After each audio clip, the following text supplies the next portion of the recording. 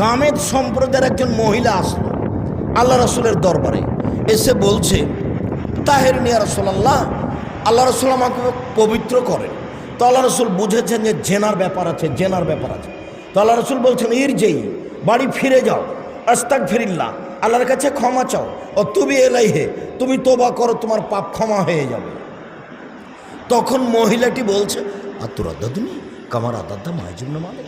ও মায়জুবনে মালিকের বিচার না করে যেভাবে ফিরিয়ে দিয়েছিলেন সেভাবে আপনি আমাকে ফিরিয়ে দিতে চাচ্ছেন?